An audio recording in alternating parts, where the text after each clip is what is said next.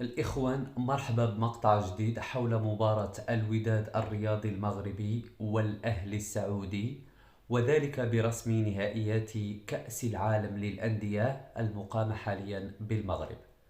في هذا المقطع مشاهدينا الكرام كما غنشوفوا وقع واحد الصراع بين محللين سعوديين بمن سيفوز في هذا اللقاء.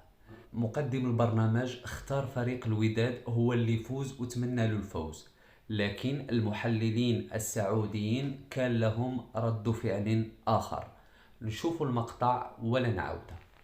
داعمين للوداد في مباراة اليوم وقلوبنا كلها لا، حمراء. قلبك انت مو قلوبنا، قلبك انت. تكلم عن نفسك لو سمحت. تكلم عن نفسك، قلبك انت مو احنا. وداد أنا يعيش شوف في البرنامج، لا انت تتكلم عن نفسك. المهم حنا نبي بما ان احنا في البرنامج يعني حنا نصراويه ونعتز بنصراويتنا. نعم نعتز، نعم بس نعتز بنصراويتنا، لكن اليوم ان شاء الله انطلاقة مشوار الفريق المغربي نحو ان شاء الله الوصول للنهاية على الاقل. لا إن شاء الله. ما نقول البطولة، على الاقل الوصول للنهائي، ويفرح ان شاء الله الشعب المغربي ان شاء الله بشكل عام، ويفرح جمهور الوداد بشكل خاص، ما في شك.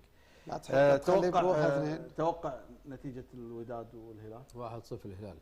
وحسين اتمنى الهلال بس اعتقد الوداد. كم؟ 1-0. ابو حسين انا اتوقع 2-1 ان شاء الله الهلال. ابو خالد انا اتوقع 3-0 الهلال.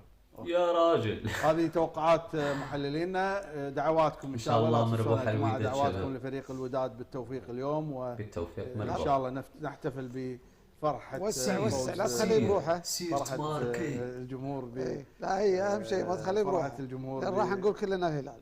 كيف؟ ليش؟ كيف؟ ليش يا عم؟ كلنا لا وداد. تقول كلنا الوداد، لا لازم لا نقول كلنا الهلال. كيفك انت؟ لا انا اقول كلنا الوداد ودعواتنا. كما شفتوا متابعينا الكرام، إلى هنا كان نهاية هذا المقطع. ما ننسوش اللايك والمتابعة. سلام.